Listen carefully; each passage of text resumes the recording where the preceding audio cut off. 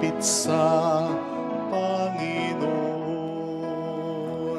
Halina at lumapit sa ating Diyos na may lalang sa ating lahat, na nagbigay ng buhay sa atin, na may lalang sa ating lahat, na nagbigay ng buhay sa atin. Halina at lumapit sa Panginoon. Halina at lumapit sa ating Diyos. Sa ngalan ng Ama at ng Anak ng Espiritu Santo, Amen. sumainyo ang Panginoon At sumaiyo rin. upang tayo maging marapat sa banal na pagdiriwang na ito. Halina't magsisimula para sa ating mga kasalanan at pagkukulang. Tayo pong lahat, inaamin ko sa makapangyarihang Diyos at sa inyo mga kapatid, na lubha akong nagkasala sa isip, sa salita at sa gawa, at sa aking pagkukulang. Kaya sinasamo ko sa Mahal na Birheng Maria, sa lahat ng mga anghel at mga banal, at sa inyo mga kapatid, na ako'y ipanalangin sa Panginoong ating Diyos. Kaawaan tayo na mapagmahal na Diyos, patawarin sa ating mga sala, at patnubayan hanggang sa buhay na walang hanggan. Amen. Panginoon, kaawaan mo kami. Panginoon, kaawaan mo kami. Kristo, kaawaan mo kami. Kristo, kaawaan mo kami. Panginoon, kaawaan mo kami. Panginoon, kaawaan mo kami. Yumuko tayo, maaaring ibulong sa Panginoon ang ating intensyon. Manalangin tayo. Ama naming makapangyarihan, tunghayan mo ang iyong sumasambang sambayanan upang ang pagkapakasakit na kusa naming pinagtitiisan ay magdulot ng kabutihan sa aming kalooban at gawang mapagmalasakit sa aming ugalit asal sa pamamagitan ni Jesucristo, kasama ng Espiritu Santo, magpasa walang hanggan. Amen. Ang salita ng Diyos mula sa aklat ni Propeta Jonas.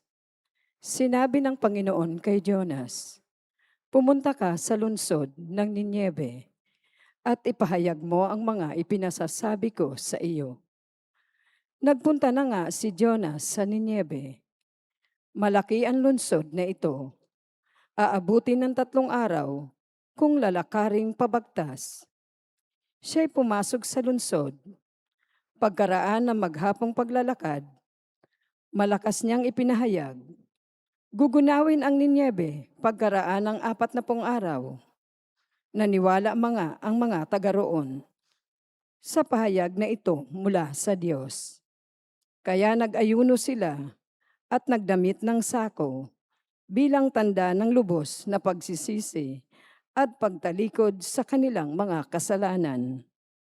Nang mabalitaan ito ng hari ng Nineve, bumaba siya sa kanyang trono, naghubad ng balabal, nagdamit din ng sako, at naupo sa abo.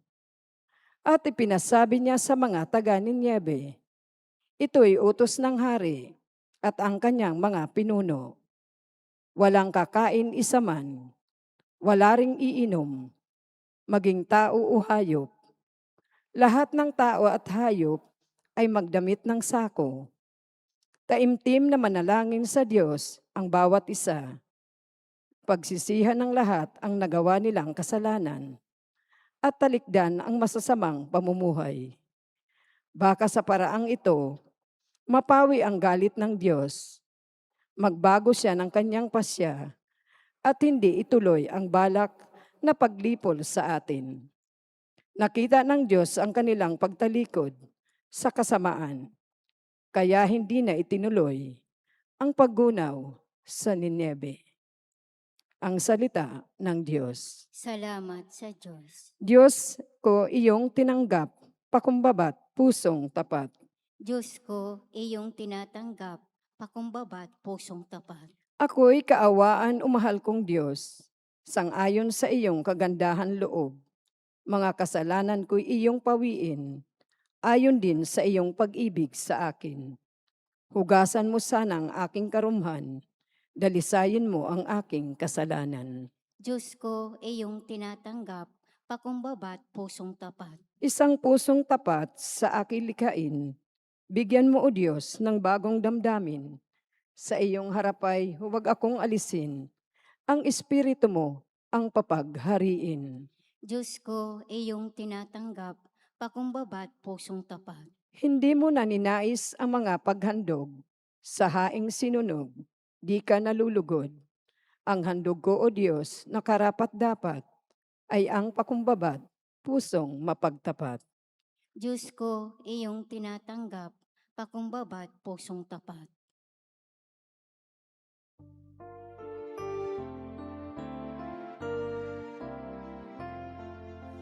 Di ba't sadyang may kapwa ang sarili, dapat kailan ng pagsisilbi at pamangha, ligaya'y dadalisay pag sa kapwa buhay mo ay naalay. Bawat galing gamitin sa paglingap, laging damhin kung may naghihirap.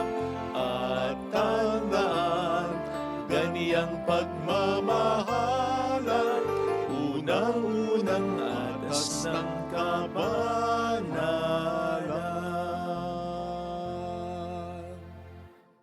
Sumainyo ang Panginoon. At sumaiyo rin, Ang mabuting balita ng Panginoon ayon kay San Lucas. papuri sa iyo, Panginoon. Noong panahong iyon, samantalang dumaragsa ang mga tao, sinabi ni Jesus, napakasama ng lahing ito. Naghahanap sila ng palatandaan mula sa langit, subalit walang ipapakita sa kanila maliban sa palatandaang inilalarawan ng nangyari kay Jonas. Kung paanong naging isang palatandaan si Jonas sa mga taga Nineveh, gayon din naman magiging isang palatandaan sa lahing ito ang anak ng tao. Sa araw ng paghukom, titindig ang reyna ng timog laban sa lahing ito at sila'y hahatulan niya ng kaparusahan sapagkat nanggaling siya sa dulo ng daigdig upang pakinggan ang karunungan ni Solomon. Ngunit higit na di hama kay Solomon ang narito. Sa araw ng paghukom ay ititindig ang mga taga Nineveh laban sa lahing ito at hahatulan ng kaparusahan sapagkat nagsisi sila dahil sa pangangaral ni Jonas. Ngunit higit na di hama kay Jonas ang naririto. Mga kapatid, ang mabuting balita ng Panginoon. Pinupuri ka namin, Panginoong Hesukristo.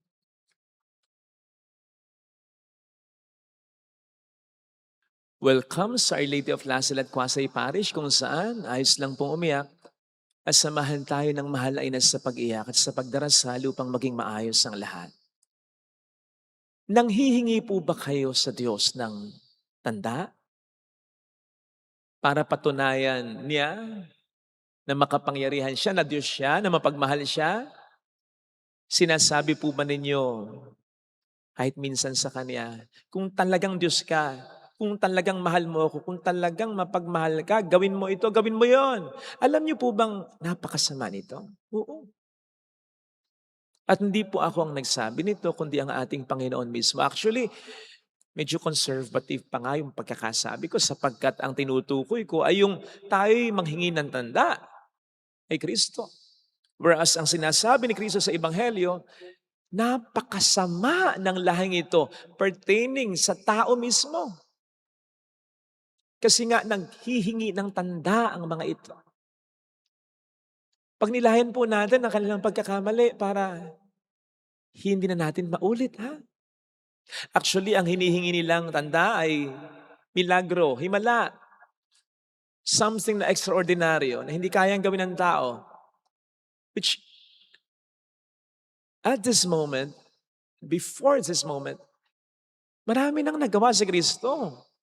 Marami siyang naibigay ng mga himala, which only goes to show na ayaw talaga nilang maniwala. Kaya nga sabi ng Panginoon, napakasama. And then, sinabi ng Panginoon na wala ng palatandaan o tandang ibibigay sa kanila, kundi ang palatandaan na mangyayari kay Jonas. Ano po ba yung nangyari kay Jonas? Si Jonas itong kinain ng higanting isda, and then iniluwa ng isda na ito na buhay. With this, Jesus was of course pertaining to His death and resurrection after 3 days. Ito nga naman yung pinaka pambihirang himala at tanda na siya ay Diyos talaga. Gayunpaman, notice that ang mas pinatutungkulang tanda ni Kristo sa Ebanghelyo ay hindi ito, kundi yung sinabi ni Jonas sa mga tao. Sapagkat kung iisipin po ninyo, at ito'y makikita natin sa ating unang pagbasa, ang nakapagpabago sa mga taga Nineveh ay hindi yung nangyari kay Jonas sapagkat hindi naman nila alam ito. Napakalayo nila sa pinanggalingan ni Jonas. And I don't think ito yung sinabi sa kanila ni Jonas. Alam niyo ba, tinain ako ng higanting isda at pagkaraan ng 3 araw, niluwa ako, buhay pa ako. Himalagro. Kahit nga sabihin sa kanila ni Jonas, maniniwala pa sila agad. Dito. Kaya't ang sinasabi dito ni Kristo ay hindi nangyayari kay Jonas, kundi yung sinabi ni Jonas. Jesus was primarily referring here to the power of the Word of God. Yung kapangyarihan ng salita ng Diyos na po pwede talagang makapagpabago kahit ng napakasamang mga tao tulad ng mga taga Nineveh kung magiging bukas lamang ang mga ito. For your info, napaka-immoral at sukdulan ang pagiging brutal ng mga taga Nineveh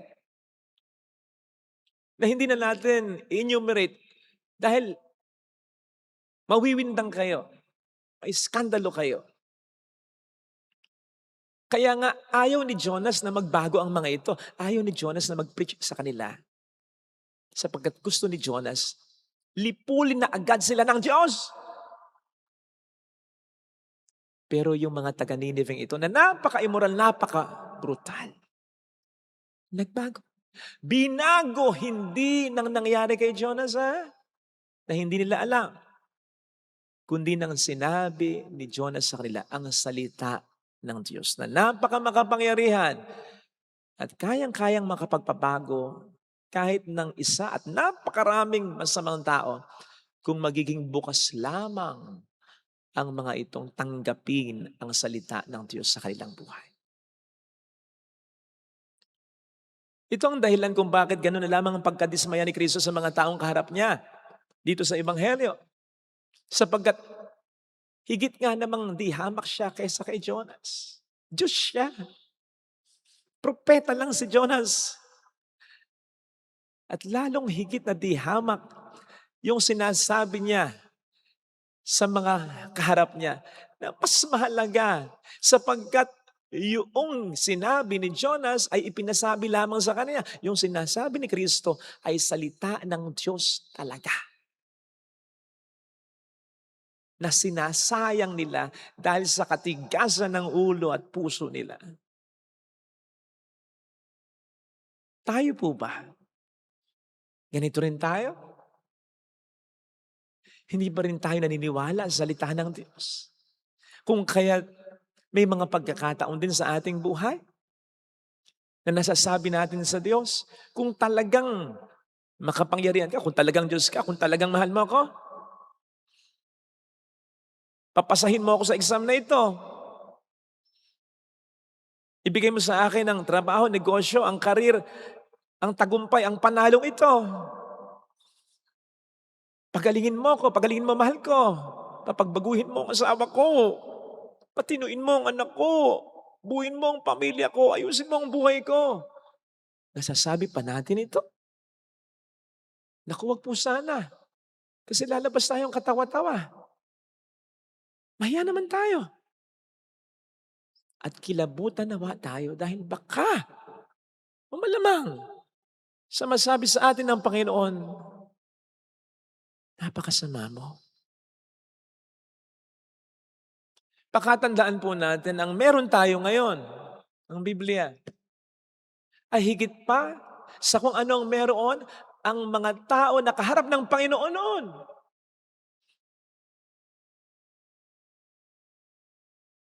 Sapagkat ang meron sila ay ang mga sinulat lamang ni Moises at ng mga propeta. Hebrew Scriptures, Old Testament, wala pa silang New Testament. Sapagkat kasama pa nila si Jesus at hindi pa nangyayari ang kamatayan at muling pagkabuhay ni Jesus. At kahit na nga na-experience nila first hand si Jesus, nakita nila first hand ang kanyang mga himala at milagro, hindi naging sapat ang lahat na ngayon para mabago sila dahil hindi sila naniwala sa salita niya. Kaya wag po nating isipin na mapalad sila. Mas mapalad tayo. O hindi nga ba't yun din ang sabi ng Panginoon sa atin patungkol sa sagot niya kay Tomas, mapalad ang mga hindi ako nakita pero naniniwala. Sapagkat may batayan naman tayo para maniwala, bagamat hindi natin siya nakita ng personal bilang tao sa mundo. Dahil nandito ang salita ng Diyos, ang Biblia, na napatunayan pang lalong totoo ni Kristo dahil sa kanyang buhay, kamatayan, muling pagkabuhay. Pahalaga natin to. Natatandaan po ninyo, yung mayamang napunta ng impyerno at nanikluhod, nagmakaawa kay Abraham sa kalangitan. Na sana'y pabalikan siyang muli sa lupa para ma-warning niya mga kapatid niya upang hindi sila dumako sa dako ng paghihirap na ito. Ano ang sabi ni Abraham? Nasa kanila na ang Biblia. Ano ang sabi ng mayaman? Hindi po sapat yaon. Pero kung bumalik sa kanila ang isang patay na namuling na buhay, makikinig sila. Ano ang sabi ni Abraham? Ay, nakaw. Kung hindi rin sila maniniwala sa Biblia, hindi rin nila maniniwala kahit sa isang taong namatay at muling nabuhay. And true enough, sapagkat binuhay na ni Kristo si Lazaro, patay na, binuhay niya. Ano ba ang naging epekto nun? Kinilala ba nila si Kristo? Bagamat hindi nila kontra yung milagro? Alam nilang milagro na binuhay muli ni Kristo si Lazaro. Pero anong naging epekto? Naniwala ba sila? Hindi. Nagplano pa sila para patayin siya. And then what? Si Kristo namatay at muling nabuhay. Naniwala ba sila? In fact, maraming mga Hudyo hanggang ngayon hindi naniniwala sa Panginoon. You see? Hindi sasapat ang mga himala. Hindi sasapat ang mga milagro. Sapagkat ang tunay na himala at milagro ay yung narito. Yung mga sinabi dito at pinatunayan ni Kristo. Ito na yun eh. Ito na yun. At kung hindi natin paniniwalaan ito, talagang maghahanap pa tayo ng ibang mga tanda na hindi naman na ibibigay sa atin. Sapagkat sobra-sobra na yung ibinigay sa atin. Di ba't minsan ay nasabi ko na sa inyo na kahit na isang hiling natin sa Panginoon mula ngayon, o kahit na simula nung tayo na buhay, nag-aisip at humiling sa Panginoon, kahit na isang hiling lang natin ang hindi niya pagbigyan. Kahit isang simpleng kahilingan ang hindi niya pagbigyan, dapat okay sa atin sapagkat sapat-sapat na, sobra-sobra pa ang ginawa niya para sa atin. Ito na yun. Ito na yun. Wala sigurong masamang humingi ng tanda just for guidance, para sa pagdedesisyon, pero hindi yung kukwestiyonin natin ang pagkamahal at kapangyarihan ng Panginoon. Matutunawa tayo sa pagkakamali ng iba. Kasi kung magkakataon, pagsisihan po natin ito pagdating ng panahon. Dahil ang magiging saksi natin, ang magiging hukom natin, kapag tayo hinusgahan ng Panginoon, mga taga-Nineveh na napaka-brutal, napaka-immoral, pero nasa langit. Dahil naniwala sila sa salita ng Diyos. Gayong hindi pa nila nakita si Jesus. Gayong ang meron lamang sila ay Hebrew Scriptures. Tayo, meron na tayong Biblia, meron tayong relihiyon, meron tayong community naniniwala, Nandito tayo sa Pilipinas na hindi pinipersecute ang mga Kristiyano. I mean, the way other Christians are persecuted sa ibang bansa. Napaka-blessed natin. Sabi, kung tayo mapupunta ng impyerno, mas lalo tayo magsisi sa lahat ng mga pupunta ng impyerno dahil nasa sa atin na ang lahat ng mga tanda at milagro. Ito sana ang hilingin natin biyaya sa banal na pagdiriwang na ito. Ilagay natin ang ating kanang kamay sa tapat ng ating puso.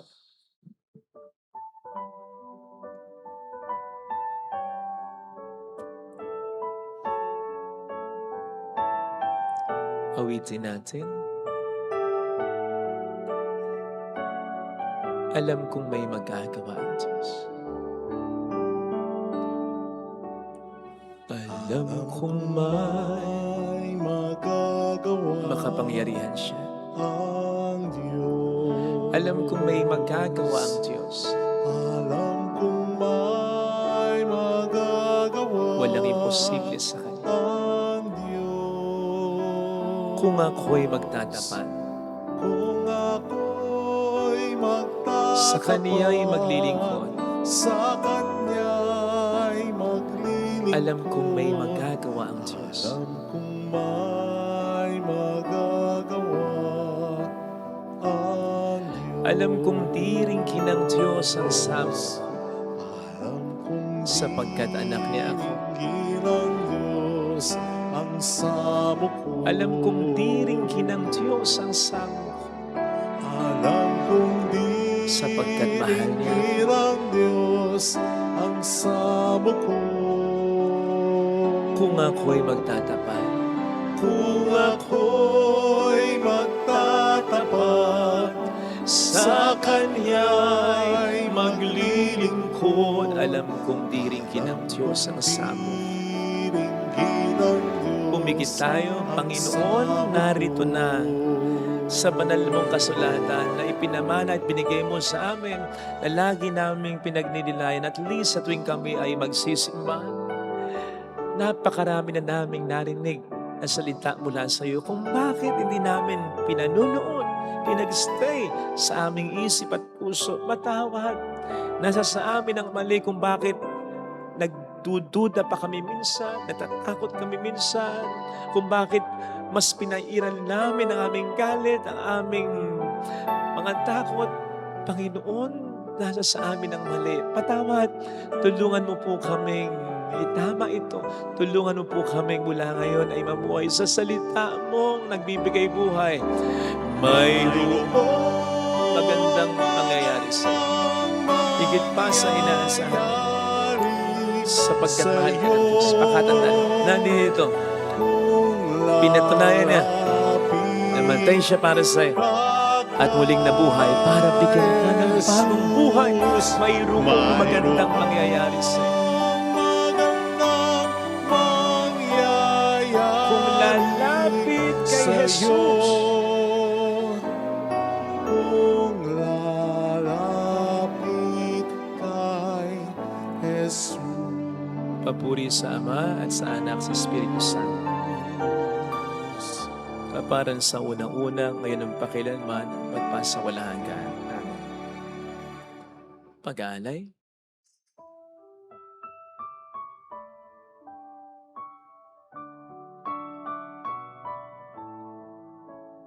O Diyos, narito ang tanging alay ko at sa kamay mo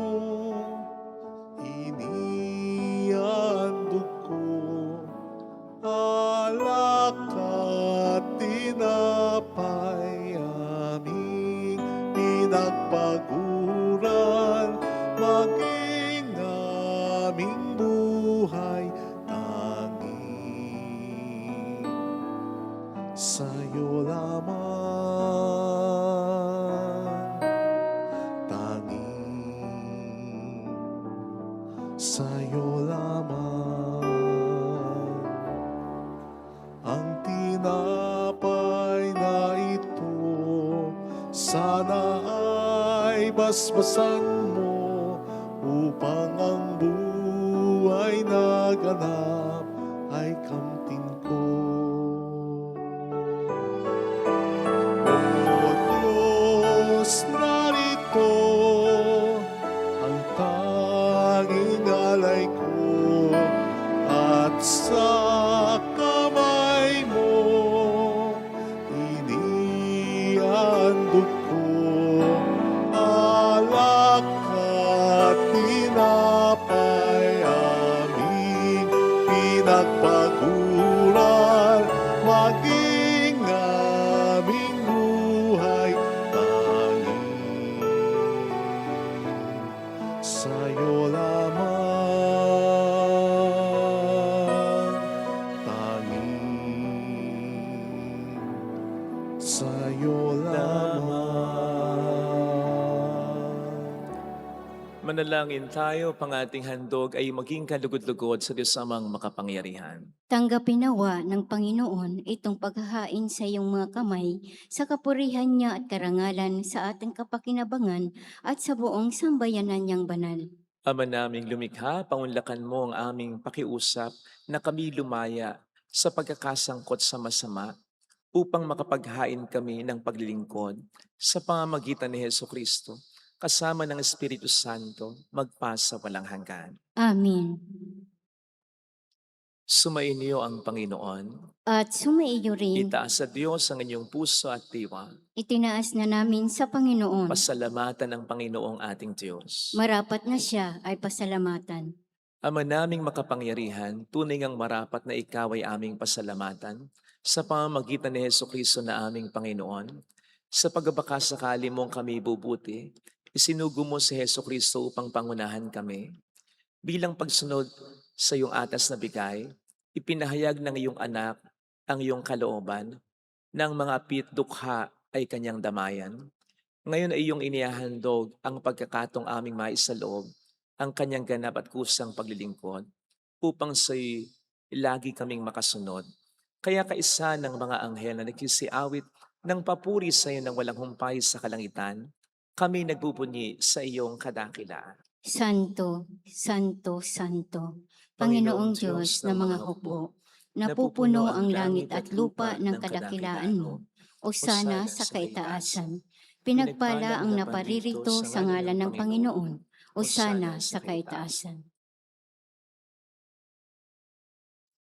Ama naming banal, ikaw ang bukal ng tanang kabanalan, kaya't sa pamamagitan ng iyong Espiritu, gawin mong banal ang mga kaloob na ito upang para sa amin ay maging katawan at dugo ng aming Panginoong Heso Kristo. Bago niya pinagtiis ang kusang loob na maging handog, hinawakan niya ang tinapay, pinasalamatan kaniya, pinaghati-hati niya iyon, iniabot sa kaniyang mga alagad at sinabi, "Tanggapin ninyong lahat ito at kanin. Ito ang aking katawan na ihahandog para sa inyo."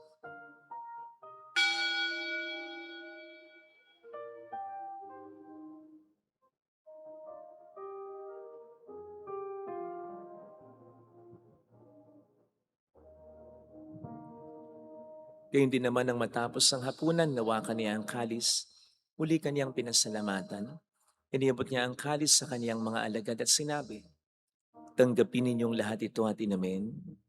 Ito ang kalis ng aking dugo ng bago't walang hanggang tipan. Ang aking dugo na ibubuhos para sa inyo at para sa lahat. Sa ikapagkapatawad ng mga kasalanan, gawin niyo ito sa pag-alala sa akin."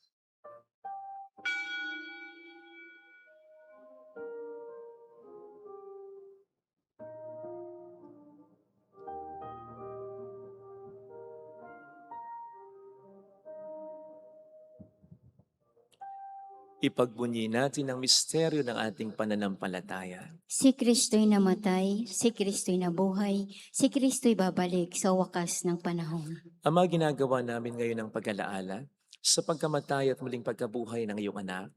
Kaya inialay namin sa iyo ang tinapay ng buhay at ang kalis ng kaligtasan. Kami nagpapasalamat dahil kami iyong minarapat at tumayo sa harap mo para maglingkod sa iyo. Sinasamo namin kami na magsasalo sa katawan at dugo ni Kristo ay mabuklod sa pagkakaisa sa pamamagitan ng Espiritu Santo. Ama, lingapin mo ang iyong simbahang laganap sa buong daigdig. Puspusin mo kami sa pag-ibig. kaisa ni Leon na aming Papa, ni Dennis na aming Obispo at ang Tanang Kaparian. Alalahan mo mga kapatid naming lahimlay nang may pag-asang sila muling mabubuhay, lalo ng aming mga ipagdarasal. Saglit nating ipagdasal ang ating mga kakilalang yumao.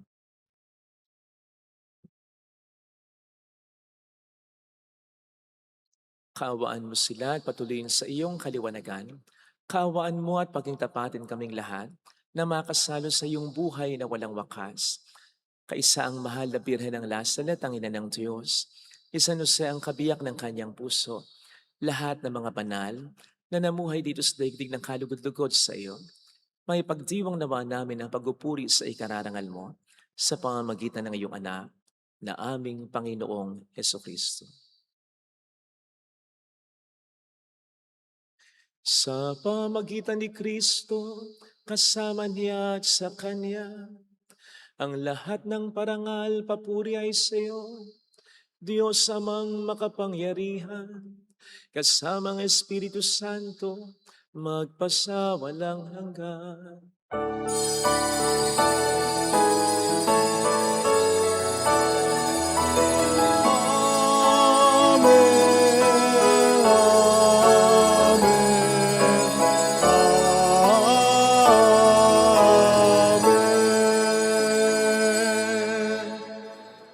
Tumawag tayo sa ating Ama.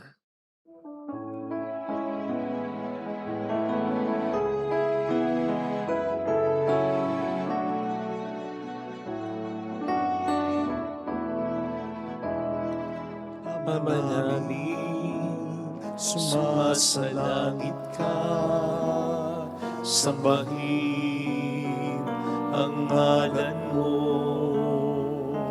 mapasa amin ang kaharian mo, sundin ang loob mo dito sa lupa para nang sa langit. Bigyan mo kami ngayon ng aming kakanin sa araw at patawarin mo kami sa aming mga sala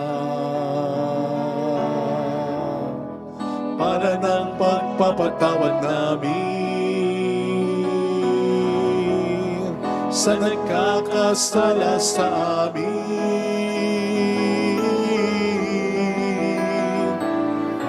At huwag mo kami ipaintulot sa tukso at iadya mo kami sa lahat ng masama.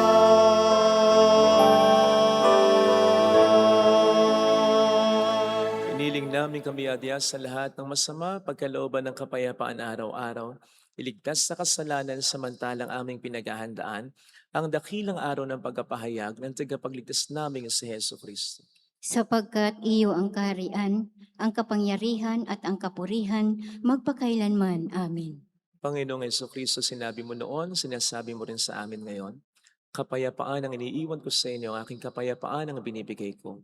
Tunghayin mong aming pananampalataya, wag ang aming pagkakasala. Pagkalooban mo kami ng kapayapaan at pagkakaisa ayon sa iyong kalooban, kasama ang Espiritu Santo magpasa walang hanggan. Amen. Ang kapayapaan ng Panginoon ay sumainyo nawang lahat. At sumaiyo rin. Magbigayan tayo ng kapayapaan sa isa't isa. Kapayapaan po. Peace be with you. Kordero ng Diyos na nag-aalis ng mga kasalanan ng sanlibutan, maawa ka sa amin. Kordero ng Diyos na nag-aalis ng mga kasalanan ng sanlibutan, maawa ka sa amin. Kordero ng Diyos na nag-aalis ng mga kasalanan ng sanlibutan, ipagkaloob mo sa amin ang kapayapaan.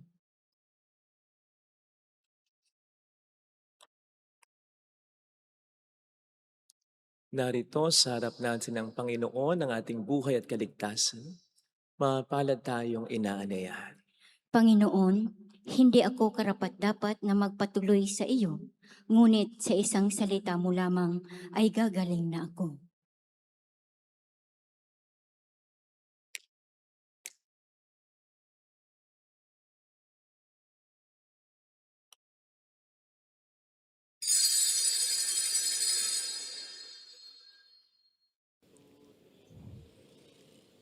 Panalangin para sa espiritual na pakikinabang. Panginoong Hesus, ako ay naniniwala na ikaw ay nasa kabanal-banalang sakramento. Iniibig kita ng higit sa lahat at ninanasa kong tanggapin ka sa aking kaluluwa. Sapagkat sa mga sandaling ito, hindi kita matatanggap sa sakramento. Tumuloy ka sa espiritu sa aking puso. Niyayakap kita na parabang naririto ka na. Inaalay ko ng buong buo ang aking sarili sa iyo. Huwag mong hayaang mawalay ako sa iyo. Amen. Ngunit salamat, tayo'y natagpuan, binigyan niya ng kalayaan. Tanging kay Jesus mayroong tagumpay.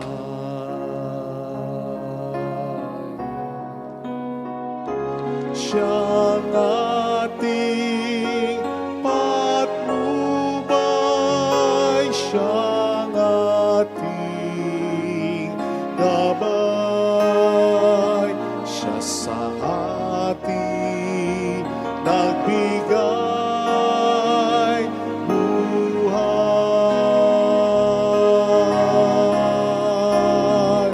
Si Jesus ang katotohanan, si Jesus ang daan, siyang ating Panginoon magpakailan paman.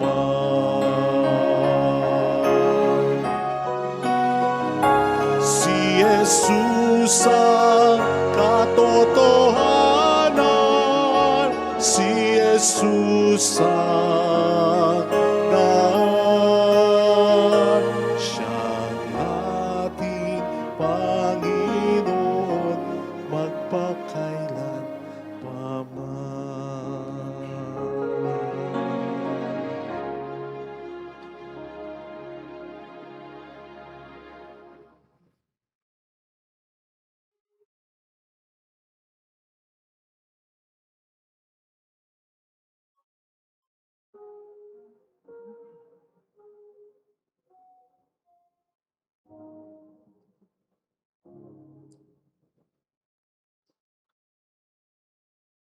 Manalangin tayo. Ama naming mapagmahal, ang aming pakikinabang ang siya nawang magdulot ng kapatawaran sa aming mga kasalanan upang kami makasalo sa ligaya sa kalangitan. Sa pamamagitan ni Jesucristo, kasama ng Espiritu Santo magpasa walang hanggan. Amen. Holy God, Holy Mighty One, Holy Immortal One. Have mercy on us and on the whole world. Holy God, Holy Mighty One, Holy Immortal One. Have mercy on us and on the whole world. Holy God, Holy Mighty One, Holy Immortal One. Have mercy on us and on the whole world. Jesus, King of Mercy, We trust in you. alalahanin, Alalahanin, o mahal na Birhen ng Lasalit, ina ng pag-asa. Ikaw ang nagpapaalala sa aming magbalik loob sa Ama. Ito ang nagpapatunay na ang kagandahang loob mo'y nanatiling busilak. Sa pag-aaruga mo sa amin, tungkulin mo'y tinupad. Sa paanan ni Kristo'y itinuring mo kaming mga tunay mong anak. Kaya ninais mong ni Isay huwag mapahamak. Maging sa iyong walang tigil na pananalangin, pati luhay pumatak. Huwag naman mawalan ng saysay ang iyong paghihirap. Hiling nawa namin sa iyo o aming inang liyag, na matapos ang pakikibaka namin sa mundong ito, at sa pananatili naming tapat kay Kristo, sa kapurihan mo'y makibahagi kaming ganap, upang kung nasaan ka ngayon ay maparoon din kaming lahat at ang kaganapan ng kaluwalhatian ng Diyos Amay tuluyang matupad siya nawa. Mahal na Birhen ng Lasal at tagapagkasundo ng mga makasalanan, Ipanalangin mong walang patid kaming mga dumudulog sa iyo. maraming pong salamat sa inyong pakikisa at sa mga tulong na binibigay ninyo na nagiging dahilan para makatulong po tayo sa marami pa mga nangangailangan. Salamat. Salamat po sa tiwala. Sumainyo ang Panginoon. At sumaiyo rin. Pagpalain kayo kasama ang ating pamilya ng mapagmahal na Diyos, ng Ama at ng Anak, ng Espiritu Santo. Amen. Umayo tayo sa kapayapaan ni Kristo. Salamat sa Diyos.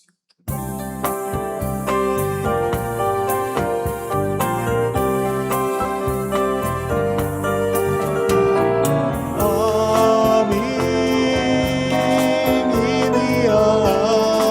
iniaalay ang pag-ibig na walang kapantay. Okay, sarap mabuhay kung may nagmamahal, pagmamahal na tunay at laging dalisay. Ang Birhen kong umibig ay walang sintangis, pagsintang sa pag-ibig sa'yo hanggang langit.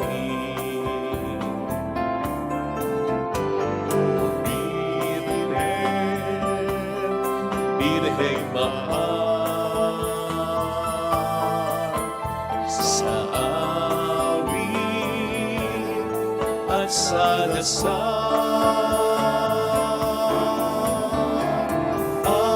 aming iniaalay ang pag-ibig na walang